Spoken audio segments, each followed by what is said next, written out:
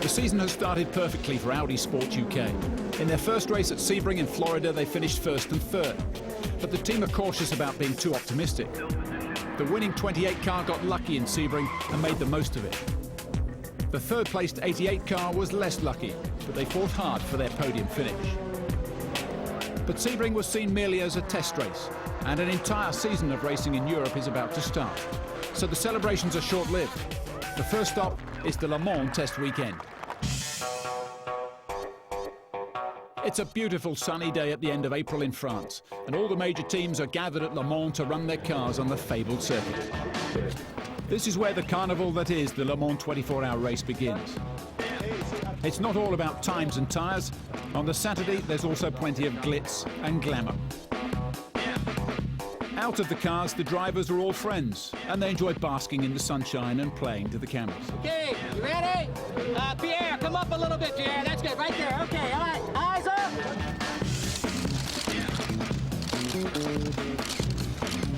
They share centre stage with the cars.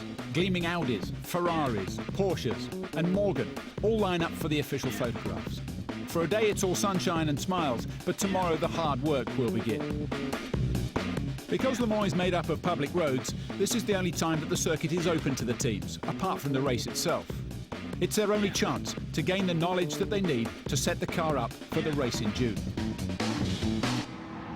Test weekends, very, very important as far as this Le Mans project goes. It's the only time we get to run on the full circuit. With it being such a long lap, you know, we'll maybe only do 10, 15 laps tomorrow, so it's very tough, but the main thing is we find out as much information as possible so that when we come here back in June, you know, we've got a good starting platform. I think the competition is ahead of us still. We're still relatively inexperienced with this car as a team. Compared to Champion and compared to Go. We need to be first in terms of knowledge and we need to be first in terms of speed. It's not important in the overall scheme of things, but it is important in the mental battle, I would have said, leading up to Le Mans. If you P1, you walk away from here a little bit on a high, but it's not always good to walk away on a high. It's always good to still be clawing back. P1, 2, 3 would be nice. It's going to be a very competitive qualifying session for sure. Overall strategy, we've got a little bit of tyre testing to do. We've got a couple of drivers. We've got one driver in particular, Pierre, that needs to learn the circuit. He's never been here before. And we'll just test what we need to test. One car's going to be doing tyres and one car's going to be doing aero testing. Go through a few scenarios with the setup, pass that on to the other car, make sure that we're ready in time for 4 o'clock, 5 o'clock, take the fuel out, put some sticky tyres on and go for a time. Le Mans is not just about the fastest cars and the biggest teams. Next to the Audi UK garages are the tourist team. A small team based in Norfolk, they've entered the first diesel-powered sports car at Le Mans for 52 years. It is what, to me, racing is about. It's bringing forward technology and advancements, and sometimes it isn't just the big company that does it, it's the small company. It won't run as fast, because its top speed won't quite be anywhere near what it should with a petrol car, but its durability, as well as its fuel economy, should be the key to this success. In theory, the car is definitely a hare and a tortoise type project, because if we can see what we have seen at the end and maybe the last 6 hours of a 24-hour race, the car has already saved something like, 8 pit stops, and that in itself, when you add the time together, counteracts the lost time on the track. Technically, it's been an enormous challenge. So I think we're showing the world that diesel is something that is definitely a fuel that we can work with. In Le Mans, it's not long before the diesel car makes an impact. At the very start of the session, it spills diesel all over the track, triggering a number of spins and a red flag. It's a disaster for the small team and a major annoyance for the other cars. Every single driver has to complete 10 laps to qualify for the race in June. With a circuit that takes nearly 4 minutes to complete, it's a major headache when running time is reduced. After the initial delay, the testing begins in earnest. For Pierre, the waiting is over. It's his first chance to experience the fast circuit. Any comments? It's quick. I need more confidence in the tracker. It's really quick.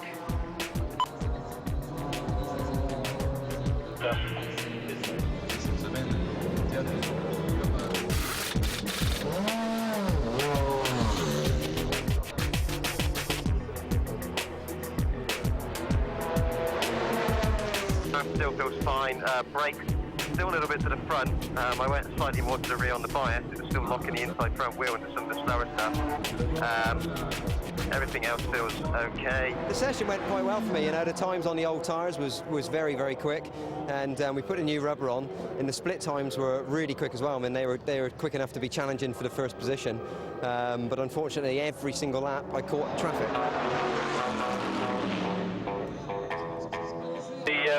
The gap had closed up because of the temperature. All right.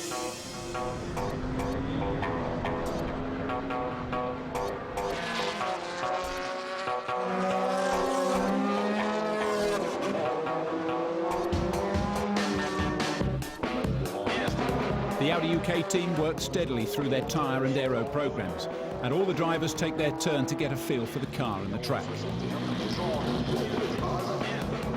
All the major players run smoothly through the session. The times are fairly close together, and it's not until the late afternoon that they turn their attention to the names at the top of the leaderboard. Champions strike the first blow. Emanuele Pirro posts a quick time which the others are forced to chase. I'm really happy. I'm really, really happy. It has been a good day, and I'm not telling you that because I have to. The car felt good from the beginning, and I'm quite optimistic. Johnny gets ready. The gauntlet has been thrown down, and he knows what is required to achieve P1. Okay, I'm just going to put a little bit of fuel in so you can drop it down. It's going to be a time fill. Alan is already out on the track, and a rare gap in the traffic is allowing him to put together a very quick lap.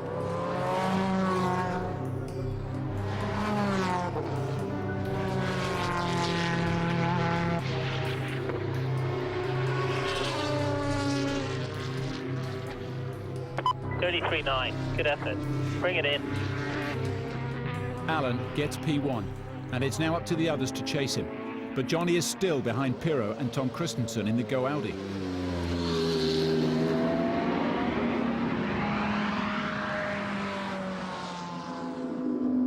Car's bouncing around a little bit. It seems as if the bars are maybe a little bit soft for this situation. At the moment, you're P1. JJ's out there at the moment. They rushed him out there. As soon as you went P1, they rushed him out there.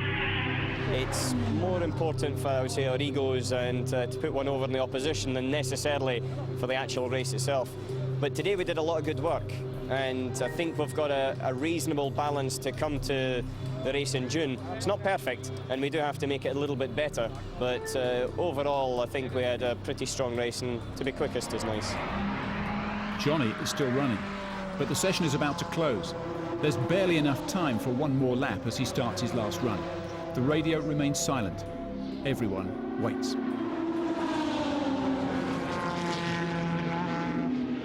At the death, Johnny delivers P2, 12 thousandths of a second behind Alan, literally a hair's breadth between them. 100th of P1, minus 100th of P1.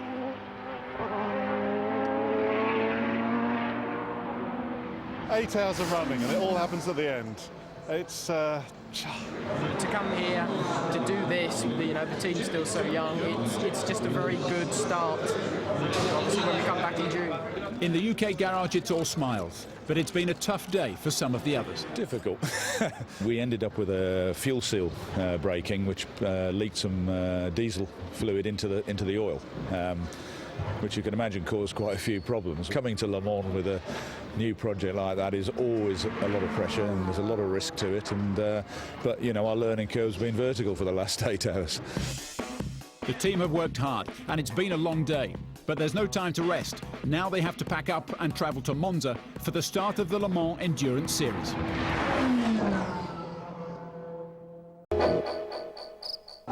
In the heart of Italy, a few minutes from Milan, there's a typically sleepy town. This is Monza, and the peaceful atmosphere belies the passion that surrounds perhaps the most historic circuit in Europe. This is the home of the Tifosi, the home of Italian motorsport, and home to the fastest Grand Prix circuit in the world. It's quick, it's dangerous, and it's etched with glamour. It's always good to come here. It's always been a good track for me, so I always like coming back. This is a really fast track, and this is a really nice atmosphere. Get the car working around here can be you know, a little bit difficult because it's you need quite low aerodynamics on the car for the long straight. The circuit itself is, you know, it's quite unique now because it's the only track in its current configuration with big long straights that we have in Europe apart from Le Mans. And the other thing is when you see the bank, and it brings back all those memories of days gone by. This bank circuit was actually built in 1955. They demolished the original in 1939, and you can see as we're standing on it, it's too steep even to walk up. But they were racing on here until the very early 1970s, until the drivers finally said it was too dangerous and started to boycott it. And you can see we're in the middle of the woods. If you have a real problem here, it's going to take them 2 weeks to find you. The modern circuit at Monza is still the fastest Grand Prix circuit in the world, and for Johnny it was the setting for his second Grand Prix victory.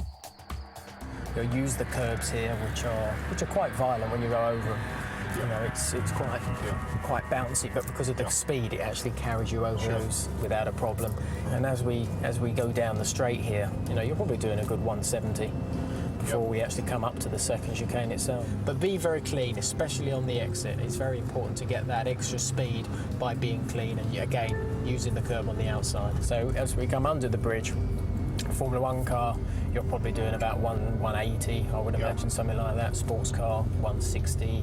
Should be going over the curb on the inside. If you're not doing that, again, you're just going to lose that extra bit. But now, you're going through this Scari chicane, and you've got the left hand of the exit of the, and again, it goes on to a long straight, going down in towards the parabolic. It's a great corner. It's the classic corner that it's a shame we don't have more of these type of corners, because it just comes out and out and it opens and open, and the speed's building up. Did it feel when you were 95 in the Grand Prix coming here and seeing the finish line on the last lap? Well, to come down here to see that checker flag, you know, waving at you was just fantastic. Yeah, you chose your places to win pretty well. I did, yes. The team have travelled here straight from Le Mans for the first race in the brand new Le Mans Endurance Series. 4 1,000-kilometre races at Monza, the Nürburgring, Silverstone and Spa. Whilst Le Mans remains a separate and coveted prize, this championship allows the team to race against the best sports car teams in Europe. Rain has affected the last 2 days of practice, but the final qualifying session is dry, and Alan and Johnny are primed to battle for pole position. Let's give it one time lap if you can. I think there's 4. The crew on 88 decide to risk a radical change on the setup of their R8s to try and cure their understeer problems. Okay, Johnny. The gamble pays off, and they storm to P1. Generally, at the moment, hopefully, it will stay that way, and it's good. It's good for the team. It's good for morale. It's good for me in qualifying. The 88 car team are delighted, but they temper their celebrations to sympathise with the 8 car team, who are pushed into 3rd place by the fast-running Zytek of David Brabham, Stefan Johansson and Andy Wallace. The thing that I take from it is the fact that in a race circumstance, overtaking, etc., our lap times are very quick and very consistent. And so looking at it in that direction, tomorrow's another day and we're quite confident. However, you know, you always want to be quickest. It's Sunday morning. The pit lane is eerily quiet as the team prepare for the race. For them to be successful, everything has to run smoothly. Everything needs to be second nature, and everyone needs to be utterly focused on the job in hand.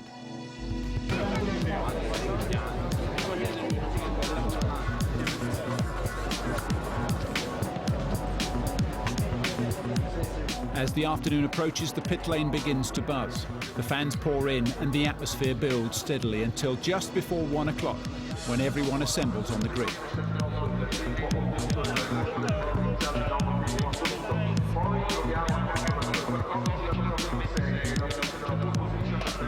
Jamie waits in the 88 car.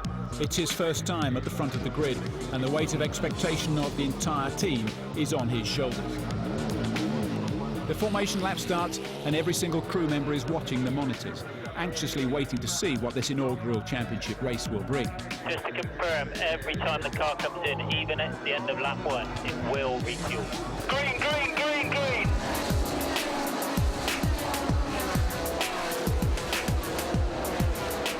Alan's experience and aggressive determination see him past Jamie at the first chicane, intensifying the anxiety and fueling the rivalry between the two cars. Okay, the bloody car in front of me backed right off.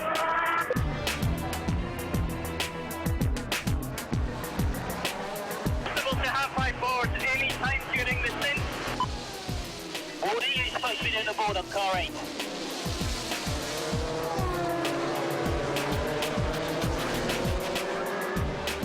Seven, all right.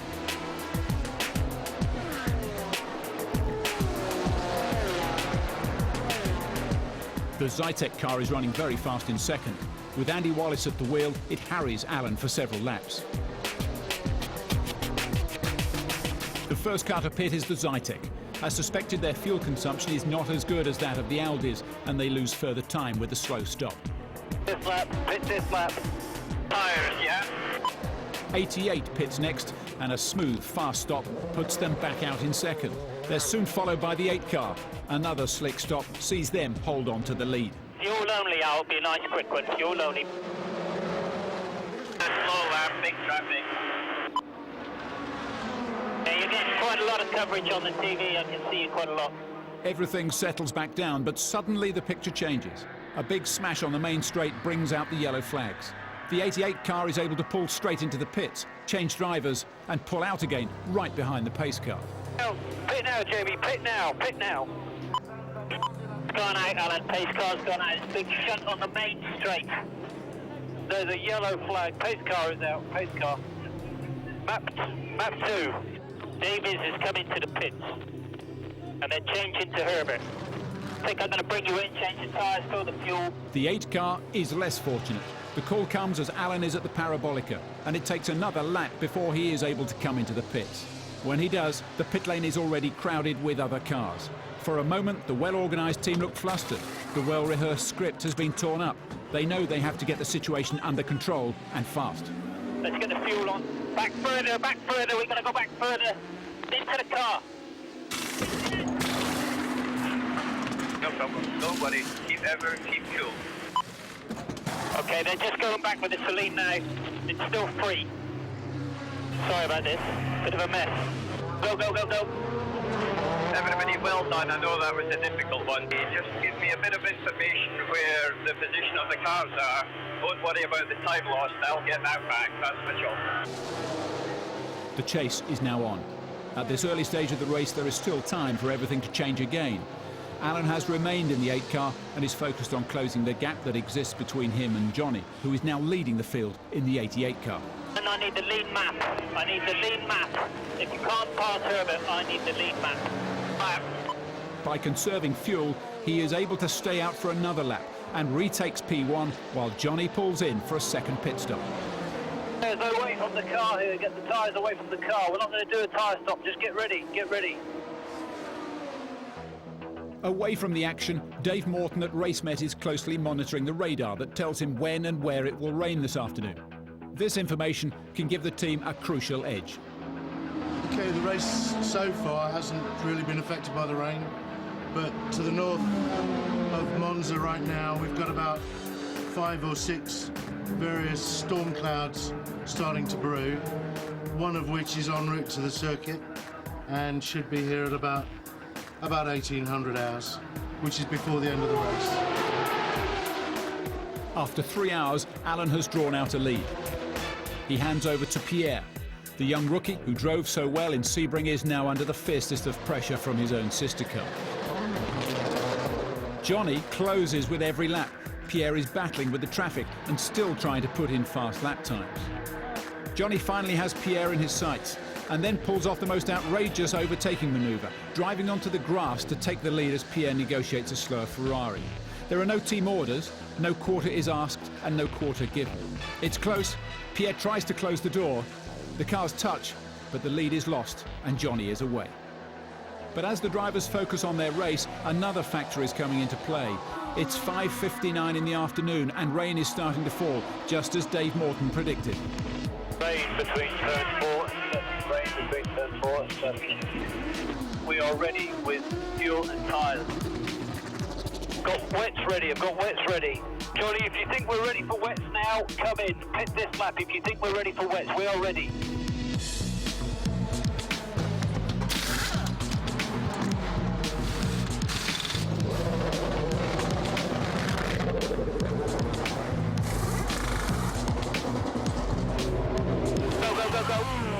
The circuit becomes an ice rink in a matter of moments. Cars are sliding off at every turn, sometimes onto the gravel, sometimes into the path of faster cars. Take it easy, Johnny. Alan's just had a bit of an off. Just take it easy. Alan's had a bit of an off. Alan is pushing as hard as he can, taking the car to its very limits and risking everything despite the conditions. It's a fine line trying to close the gap on Johnny while not losing it completely. It's a battle of wills and of skill. Two British drivers with years of experience racing identical cars on the fastest track in the world. 1 second faster than Herbert on that lap. The crews watch anxiously as the cars draw ever closer to each other. But it's been a long week. Johnny, I've lost you on telemetry. Watch out for the standing water. Johnny keeps his nose in front, but in the final laps his car begins to misfire. Alan senses blood and closes still further. Big go, mate. Doing a great job. He's +9. +9. 3 laps to go.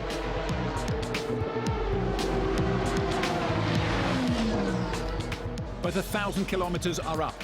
After nearly 6 hours of racing, the pair are separated by a matter of metres. A breathless end to a furious, pulsating race. Well done, guys. Fantastic result. 1-2. Congratulations to Gary. Proud of you. It was good. It was tough competition, so hopefully it'll be like this at Le Mans as well. Well, we'll see.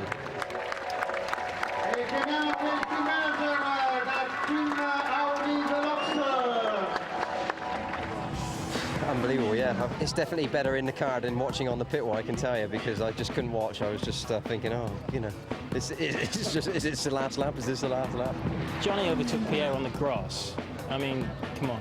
That's the sort of thing you'd expect Pierre to do, not Johnny to do.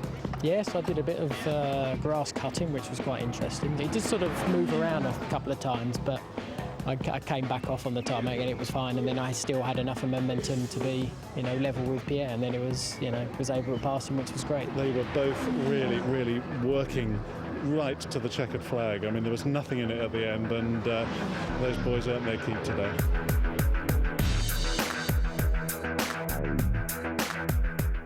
Hit channel4.com/4car to find out more about Le Mans endurance drivers and cars.